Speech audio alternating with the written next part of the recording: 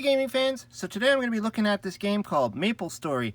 It's a game that it's kind of an interesting, different kind of card game. They actually call it an ITCG, which means I think interactive, where you can actually put codes into the internet. But anyways, I just want to focus on the card game because I remember downloading the actual RPG game or whatever it's considered.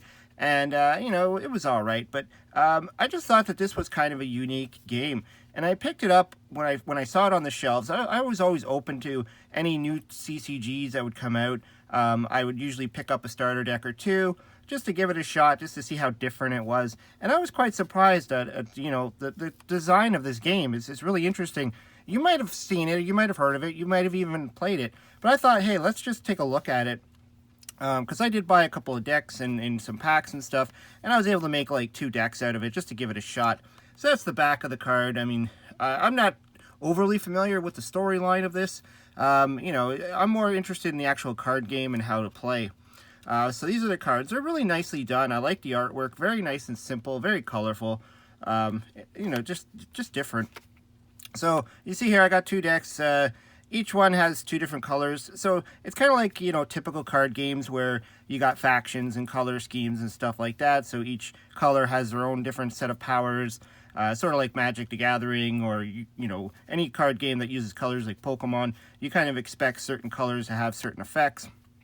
But anyways, these are your starting characters, so you get to start the game with these characters in play. These represent you, and they have a life point at the top corner there. So this one's got 200, this one's got 210. So when that runs out, you die. Essentially, your opponent wins. So let's just take a look. I'm just gonna, you know, briefly go through this and kind of explain how the game goes. So these are like your abilities. So each turn, you kind of go through your list of abilities, starting at the top, and then you go down and then down. And what's cool is you add on to these list of abilities. So to play anything in this game, you have to have an ability that lets you do it. You don't just play a creature from your hand. You actually have to have an ability that allows you to play the creature from your hand, or an item. So here's the different cards. You got the monster cards. This is it's a green one. It's a Bowman. I guess that's the name of the faction or whatever that's green. So this is your code up here. This is what you would put into the internet to get some kind of abilities on the online game. And then of course you got your text there that tells you what the creature does when he's in play, and that's his attack 50 and his health 50. So it's kind of going off, you know, the very standard 50, you know, attack and defense points. And down here is where it gets interesting. This is what adds on to your character. So 60, spawn 70. So essentially this, if you play it to level up your character, is what they call it, leveling up, it adds another ability to your character. And as you play more of them, your character levels up. So each one puts your character at 10 more level, plus, well, I guess you start off at level 10, 20, and then these tell you how much your level has to be for you to use that ability. So you have to have 6 cards underneath him to be at level 60, just to use this effect. So some of the effects are pretty standard, easy shot. Green means you have to have at least 1 green. You do 10 damage to a character or a monster. So a character would be your opponent's character.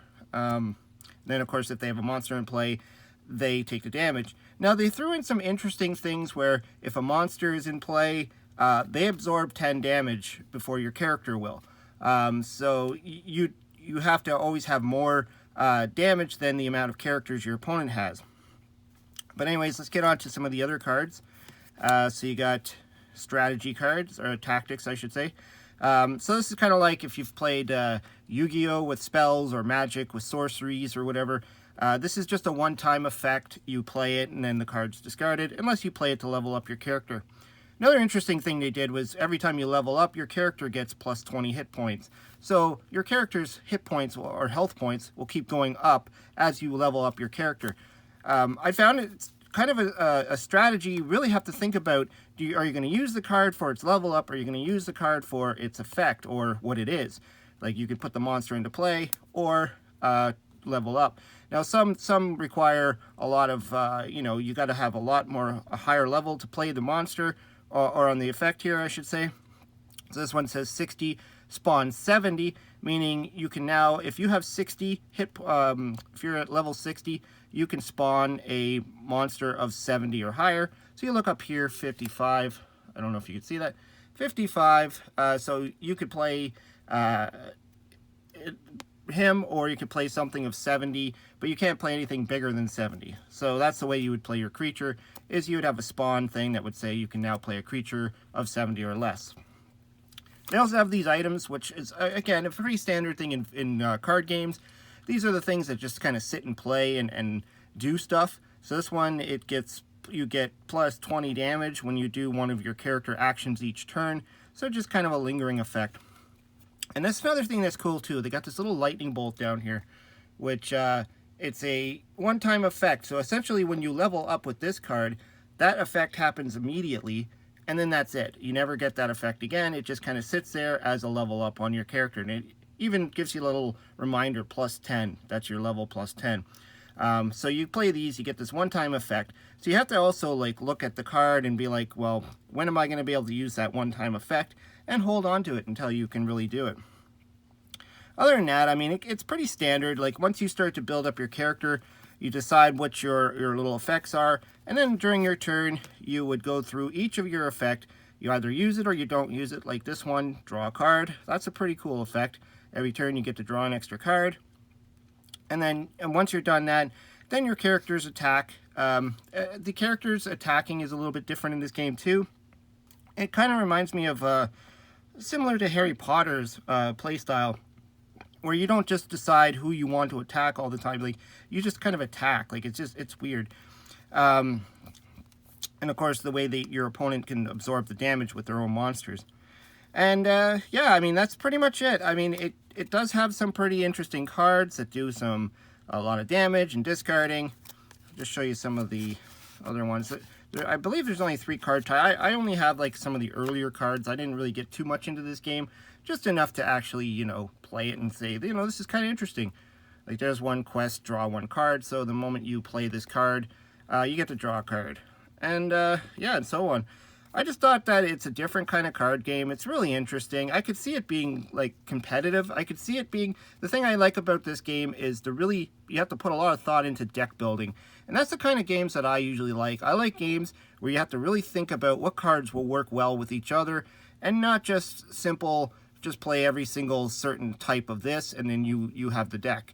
You know, some card games, they make certain cards that you can only play together with other cards, and then the deck is always pretty much just, this is the only way to play the deck. So this looks like it gives you a lot of different options to mix and match with these effects here. In fact, you might play certain cards with just to play this level up effect, and to not even ever play this top effect. Like some of them might just be boring. But I don't want to go through every single card in this. You know, there's a lot of different effects and stuff like that. Anyways, I just wanted to show it to you because you might not have heard of this. It might be something, if you're looking for a nice, simple, fun, you know, TCG to try. Again, it's a dead TCG, I should say. It's like they don't make them anymore, but you can still find like anything on the internet. And you might know somebody that has them, or whatever. If you want to print them off yourself, it's always, you know, your choice. Anyways, hope you liked the video. Throw some comments down below if you've ever played this game. I just thought it was neat. Like I said, I didn't get too far into it. I didn't start buying every single booster pack that came out. Just enough to build 2 fun little decks. Anyways, hope you liked the video. Hope you subscribe. Talk to you later.